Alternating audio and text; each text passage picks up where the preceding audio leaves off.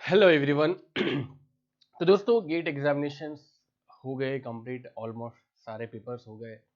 अब response sheet भी आना चालू हो गई और आपको पता चल गया होगा कि आपके कितने मार्क्स वगैरह आ रहे हैं। ठीक है दोस्तों, मैं यहाँ पर सभी स्टूडेंट्स की बात करने वाला हूँ जिनका ये थर्ड अटेम्प्ट था। सबसे पहले उनकी बात कर लेते हैं जिनका गेट 2022 थर्ड अटेम्प्ट था।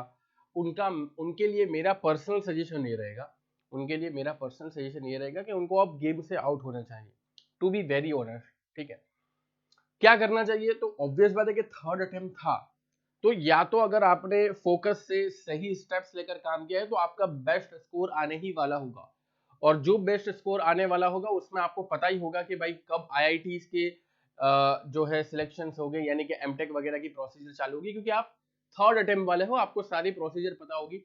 पीएसयूज में आपका हो सकता है, नहीं हो सकता है, वो भी आपको पता होगा, क्योंकि अब आपके पास रिस्पॉन्स शीट भी आ चुकी है और आपने आंसर कीज वगैरह से मैच करके अपने मार्क्स भी निकाल लिए होंगे। तो थर्ड अटेम्प्ट वालों के लिए यहाँ पर गेम से आउट होने का टाइम है, टू बी वेरी ऑनेस्ट। ये तो मैं उनकी बात कर रहा था जिनका थर्ड अटेम्प्ट में अच्छा आने वाला है। लेट सपोज कुछ ऐसे स्टूडेंट हैं जिनका थर्ड अटेम्प्ट में अच्छा नहीं हुआ, ऐसा भी होता है दोस्तों कि थर्ड अटेम्प्ट में भी स्टूडेंट अचीव नहीं कर पाता। उसका गोल था कि 80 के ऊपर लाना, बट उसके आ रहे हैं 75, है ना? तो इनफ, ठीक है, अच्छे मार्क्स है। 75 भी कोई बुरे मार्क्स नहीं है। 75 है, आईआईटीज में अच्छी सीट मिल सकती है, और अगर नसीब अच्छा हुआ, पेपर वगैरह टफ हुआ, तो रैंक भी अच्छा आएगा, और रैंक भी अच्छा आएगा तो आपको पीएसयू के भी चांसेस हैं। लेकिन टू बी वेरी ऑनेस्ट, अगर आपका 100 रैंक नहीं है, यानी 100 के नीचे नहीं है, तो पीएसयू के चांसेस कम है। आपको पता ही है, क्योंकि पीएसयू के अंदर वैकेंसीज बहुत कम हो चुकी हैं। हाँ, लेकिन आप बीआरसी वगैरह की एग्जामिनेशन की तैयारी कर सकते हो। बहुत सारी एग्जामिनेशन जो है एई लेवल की, असिस्टेंट इंजीनियर वाली, या आपकी स्टेट सर्विसेज वाली एग्जामिनेशन है, उसमें आप अप्लाई कर सकते हो, क्योंकि आपके पास इनफ अमाउंट ऑफ नॉलेज है। कहने का मतलब ये है कि मुझे एक भी ऐसा स्टूडेंट नहीं चाहिए जो थर्ड अटेम्प्ट के बाद फोर्थ अटेम्प्ट में ड्रॉप ले रहा हो। थर्ड अटेम्प्ट तक आपने ड्रॉप लिया, कुछ भी किया चलेगा, बट फोर्थ अटेम्प्ट के लिए मैं पर्सनली ड्रॉप अलाउ नहीं करता। क्यों? उसका रीजन सिंपल है कि यार फोर्थ अटेम्प्ट के लिए भी ड्रॉप लोगे ना तो रिस्क बहुत ज्यादा बढ़ जाएगा, है ना? क्योंकि फोर्थ अटेम्प्ट मतलब चौथा अटेम्प्ट ड्रॉप के साथ, सोच रहे हो, इससे अच्छा ये कि एनआईटीज या आईआईटीज जिसमें भी एमटेक मिले, साथ में करना हो तो आप कर लो भाई, है ना? अगर आपको ऐसा अंदर से बहुत चाह है कि नहीं यार आ ही जाएगा रैंक, तो साथ में करना हो तो उनके लिए जेन्युइन सलाह दूंगा कि कर लो। बाकी अकेले सिर्फ और सिर्फ सोलो प्रिपरेशन मत करो 2023 की, अगर आपने 2022 का थर्ड अटेम्प्ट दिया है तो। थर्ड अटेम्प्ट वालों की बात हो गई। बात कर रही है सेकंड अटेम्प्ट वालों की। सेकंड अटेम्प्ट वालों की बात करें तो सेकंड अटेम्प्ट ये भी एक अपने आप में बहुत अच्छी चीज है। और अगर आप पिछले साल थर्ड ईयर के अंदर थे और इस साल आप फोर्थ ईयर के अंदर, है ना, क्योंकि पिछले साल आपने एक अटेम्प्ट दिया होगा थर्ड ईयर में जिसमें आपके बहुत बुरे मार्क्स होंगे, इवन क्वालिफाई भी नहीं हुए होंगे। फोर्थ ईयर में आपने अटेम्प्ट दिया, आपके आ रहे होंगे 50 के आसपास, है ना? ऐसे बहुत सारा एस्पिरेंट है जिनके 50 के आसपास मार्क्स आ रहे होंगे। उनके लिए मेरा सजेशन ये है कि उनको डेफिनेटली एक और ट्राई लेनी चाहिए। देखो, आप 50 तक तो पहुंच गए हो, अब 80 के ऊपर या 80 के आसपास पहुंचना है, 30 मार्क का गैप है। तो अभी जो है सबसे बेस्ट टाइम है वो गैप को आइडेंटिफाई करना। क्यों? क्योंकि अभी रिसेंटली तुमने एक्सपीरियंस किया है गेट को, तो वो रिसेंट एक्सपीरियंस तुम्हारे दिमाग में है। और साथ साथ में अभी तुम्हारा एक गोल भी है कि भाई मुझे 80 अचीव करना है। ठीक है, तो अभी एक तरफ तो आप दो फेज के बीच में हो, एक तो एक्सपीरियंस और एक तो एम। एक तो आपने जो अभी रियलिटी एक्सपीरियंस की है, और एक आप जो गोल डिसाइड करते हो, एम डिसाइड करते हो, उन दोनों के बीच का फेज चल रहा है। और ये डिफरेंस को आपको कम करना है एक साल की प्रिपरेशन के द्वारा। जो आपका एक्सपीरियंस है उसको ले लो, जो आपका गोल है, एम है, उसको ले लो। इन दोनों के बीच का डिफरेंस है एक साल। तो एक साल में आपको पता है कि एक्सपीरियंस कैसा हुआ है, गोल क्या है, उसके बीच में कितना वर्कआउट करना है, उस वर्कआउट के ऊपर काम करना चालू कर दो। ऐसा बैठे नहीं रहने का, है ना कुछ डेली कुछ ना कुछ काम करते रहने का, काम इन द सेंस के प्रिपरेशन करते रहने का। साथ साथ में अगर आपके 50 मार्क्स आ चुके हैं और अगर आपको घर के पास एनआईटी मिल रही है, तो मेरा ऐसा पर्सनल सजेशन है, एनआईटी ले लो। सही बता रहा हूँ। अगर आपके घर के अराउंड पास पास, मैं ऐसा नहीं बोलता हूँ कि घर छोड़ के जाओ, घर छोड़ के इसलिए नहीं बोल रहा कि अगर आपको अगला अटेम्प्ट देना है, हाँ, अगर आप बहुत ज्यादा श्योर हो, डेफिनेटली आपको ट्रैवल करना चाहिए जहां पर भी आपकी बेस्ट एकेडमीज वगैरह है। ठीक है, भिलाई के अंदर है, आपके पास दिल्ली के अंदर है, इसके अलावा हैदराबाद के अंदर है। सभी का अपना अपना एक रिव्यूज है, उस रिव्यूज को पढ़कर आप छोड़ सकते हो अपना अगर सिर्फ और सिर्फ सोलो आपको गेट के ऊपर ट्रस्ट है, डेफिनेटली आप कर सकते हो। ये किन की बात कर रहा हूं मैं, ये मैं 2 अटेम्प्ट दे चुके हैं उनकी बात कर रहा हूँ, और अगला उनका लास्ट और फाइनल 3 अटेम्प्ट से ज्यादा मैं सजेस्ट नहीं करता किसी स्टूडेंट को कि 3 अटेम्प्ट से ज्यादा गेट दो। तो लास्ट और आखिरी अटेम्प्ट है, आप जी जान लगा सकते हो।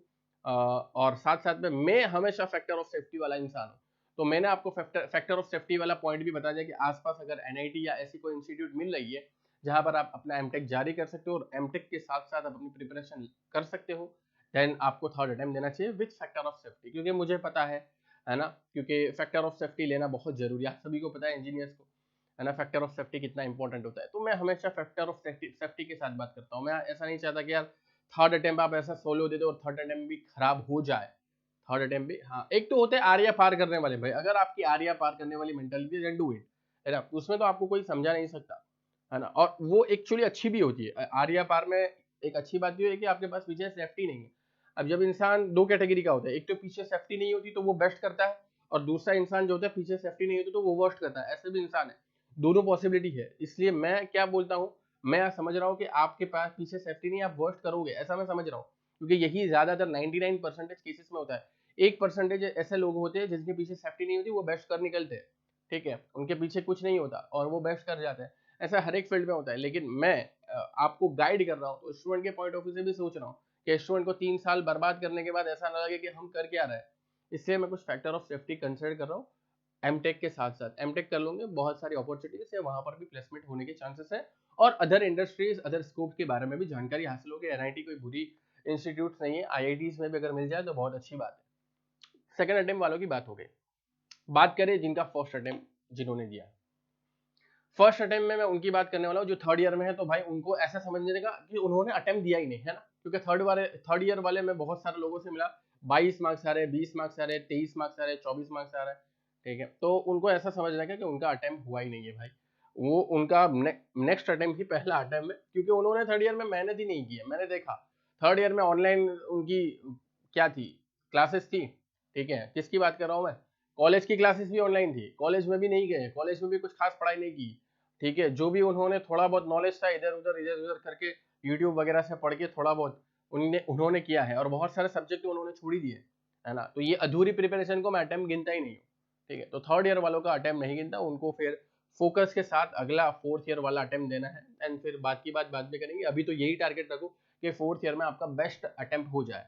बात कर दूंगा मैं उन लोगों की जिन्होंने फर्स्ट अटेम्प्ट दिया है फोर्थ ईयर के अंदर, है ना, फर्स्ट अटेम्प्ट फोर्थ ईयर के अंदर दिया है, तो अब उनके पास दो ही चांसेस है, एक तो वो ड्रॉप ले ले, या तो फिर वो जो अटेम्प्ट के साथ जो भी स्कोर कार्ड आया है वो अच्छा है, तो ऑब्वियस बात है वो उनको पता ही होगा कहाँ पर इसको अप्लाई करना है, कैसे इसको यूटिलाइज करना है, और अगर बुरा है तो भी ये सोच रहे हो कि हम क्या एमई कर ले, ठीक है, एमटेक नहीं एमई यानी नॉर्मल इंस्टीट्यूट के साथ मास्टर कर ले। मैं मतलब हरगिज पूरी लाइफ में कभी भी मास्टर यानी कि हायर एजुकेशन को, है ना, ग्रेजुएशन के बाद हायर ग्रेजुएशन को कभी भी मैं आईआईटी एनआईटी के अलावा सजेस्ट नहीं करता, ठीक है। हाँ, बिट्स पिलानी हो गई, वो सारे इंस्टीट्यूट की बात अलग है, ठीक है, सेप्ट हो गई, वहां पर आपको एक पर्टिकुलर फील्ड में वैल्यू मिलती है, लेकिन नॉर्मल इंजीनियरिंग कॉलेज से मैं नहीं चाहता कि कोई भी बंदा मास्टर करे, क्योंकि आईआईटी और एनआईटी मिलना बहुत आसान है गेट के थ्रू, है ना, आपको पता ही होगा 40 मार्क्स पे भी आपको यार एनआईटी मिल जाती है, तो 40 मार्क्स तो इंसान के आने चाहिए। तो भाई मैं सभी से सजेशन करूंगा कि कोई भी बंदा गवर्नमेंट कॉलेज या नॉर्मल नॉर्मल कॉलेज से नहीं करेगा, है ना, नॉर्मल प्राइवेट कॉलेज भी बहुत सारी चलती है, 1.5-2 लाख रुपए फीस होती है पर सेमेस्टर, ऐसी भी होती है, और वो अपना एमई करा रहे हैं। मैं नहीं सजेस्ट करूंगा टू बी वेरी ऑनेस्ट, क्योंकि वो वैल्यू कुछ नहीं देने वाली।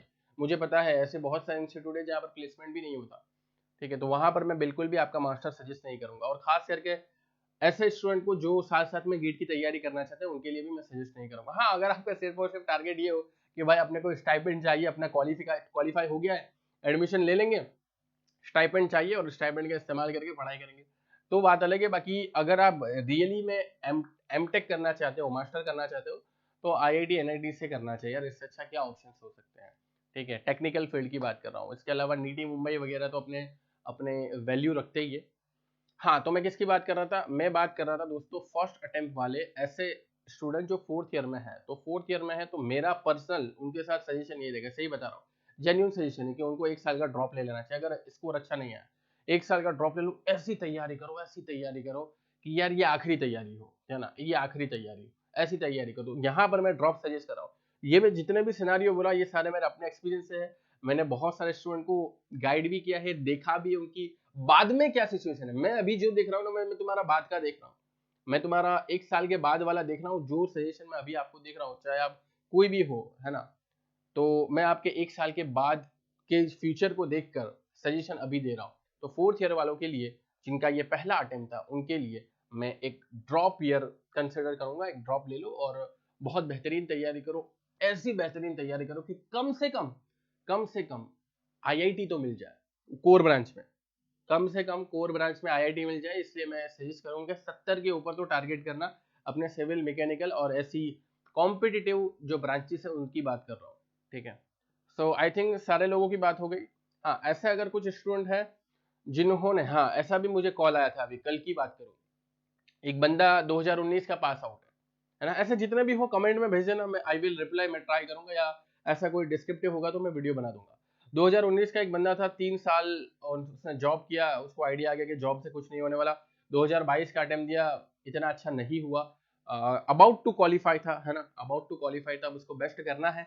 तो मेरा सजेशन यही था कि भाई तुम जॉब करके देख चुके हो, प्राइवेट सेक्टर में कुछ आपके लिए रखा नहीं गया है, तुमने जॉब कर लिया है, सैलरी भी इंक्रीज नहीं हो रही, सैलरी मतलब टाइम पे आ भी नहीं रही थी, उसका ये प्रॉब्लम था। तो उसने सोचा कि सर मैं मास्टर कर लेता हूँ, मास्टर के बाद बेहतरीन स्कोप हो गया, कम से कम ये जो मैं इंडस्ट्री में गया था उससे तो बेहतरीन ही स्कोप हो गया। तो मैंने बोला बात तो सही है, लेकिन भाई अगर मास्टर करना है तो मतलब जेन्युइन आदमी है, क्योंकि 2019 का पास आउट है, 2022 तक तो मैच्योर हो ही चुका होगा। मैंने उसको बोला कि भाई देखो, ऐसे बहुत सारे कॉल तो मुझे भी आते हैं, है ना, कि भाई सर गाइड कर दो, कि सर कैसे 1 साल की प्रिपरेशन करिए वो। बट 99 केसेस में मैं अपने एक्सपीरियंस से बता रहा हूँ, पिछले साल भी बहुत सारे कॉल आए थे, है ना, लेकिन at the end of the year में देखता हूँ कि वो टाइम पास में लगे होते हैं। क्यों? क्योंकि मैं नंबर सेव कर लेता हूँ, नंबर सेव करता हूँ, मुझे उनके स्टेटस दिखते, उनके स्टेटस में तो पार्टी चलती होगी। और मैं सोच रहा था कि ये बंदा जब फरवरी का समय था मुझे कॉल करके बता रहा था 1 साल की, आप मुझे प्रिपरेशन कैसे करना है, टाइम टेबल वगैरह बना के दीजिए, क्या टेस्ट सीरीज, क्या मटेरियल, क्या वीडियोस, क्या कोचिंग, वो पूछ रहा था। दिसंबर आते आते अब ये 31 दिसंबर को उसकी पार्टी चल रही है। तो दोस्तों ऐसे 99% मैं सही बता रहा हूँ, 99% सीरियस एस्पिरेंट आपको फरवरी में जो मिलने वाले हैं वो दिसंबर आते आते टाइम पास में बदल जाएंगे, है ना। और ये मैं बहुत ही ज्यादा जेन्युइन वे में बात कर रहा हूँ, मतलब इसमें कोई भी कट वट कुछ भी नहीं है, ये डायरेक्टली ही अपलोड होगा। मैं ऐसा बता रहा हूँ कि अगर आप उस कैटेगरी में हो, है ना, अगर आप उस कैटेगरी में हो तो मेहरबानी करके ऐसा ढोंग मत करो, है ना, ऐसा प्लानिंग का ढोंग मत करो, ऐसा ऐसा प्लानिंग का ड्रामा मत करो कि हम गेट की प्लानिंग कर रहे हैं। सही बता रहा हूँ, इससे अच्छा गेट की मतलब प्लानिंग ही मत करो। अगर आप दिसंबर आते आते टाइम पास में बदल जाने वाले हो तो फरवरी से गेट की प्लानिंग मत करो, that's it. It is long procedure यार, इट इज लॉन्ग प्रोसीजर, सही बता रहा हूँ जेन्युइनली। ये एक लंबी प्रोसीजर है, इसमें बहुत सारा नॉलेज लगने वाला है, एफर्ट लगने वाला है, और जो अंत तक बना रहेगा अपने सारे डिस्ट्रक्शन को दूर करते हुए, अपने आप को फोकस रखते हुए, डिसिप्लिन रखते हुए, कंसिस्टेंट रखते हुए, वही इसमें कामयाब होने वाला है। तो मेरा जितने भी लोग थे, हाँ, तो मैं उस बात पर था कि जो 2022 में अटेम्प्ट दिया था, अबाउट टू क्वालिफाई था, 2019 का पास आउट था, मैंने उससे यही कहा कि भाई ठीक है मैं गाइड तो कर दूंगा, लेकिन सबसे मेरी पहली कंडीशन ये है, सबसे पहले मेरी कंडीशन ये है कि भाई तुम मुझे ये इंश्योर करो कि 2023 तक तुम सिंसियर रहोगे, टाइम पास में नहीं, टाइम पास में नहीं बदलोगे, ठीक है, क्योंकि ऐसा बहुत सारा एस्पिरेंट करते हैं। और दूसरी बात तो मैं ये कहना चाहूंगा कि जो भी आप प्लान बना रहे हो, है ना, जो भी आप प्लान बना रहे हो, बहुत ज्यादा दूर का प्लान मत बनाओ, ठीक है। ठीक है, आपने सोच लिया कि भाई दिसंबर में ये करेंगे, उसमें ये करेंगे, बट अभी क्या करोगे, अभी क्या करोगे, ये भी बहुत ज्यादा इंपॉर्टेंट है।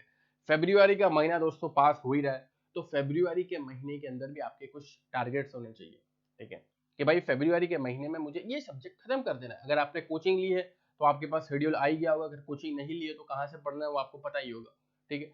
तो इन नटशेल जितना भी आई थिंक गाइड करना था मैंने कर दिया, एक काफी अच्छी वीडियो बना ली मैंने, इसमें सभी लोगों का हो गया जो भी गेट की तैयारी करना चाहते हैं और जो भी गेट के अटेम्प्ट दे चुके हैं उनके बारे में मैंने सजेशन दे दिया। इसके अलावा भी अगर आपके कुछ डाउट्स हो तो कमेंट सेक्शन वगैरह में लिख सकते हो, ठीक है। सेशन को समाप्त करता हूँ, बाय, टेक केयर।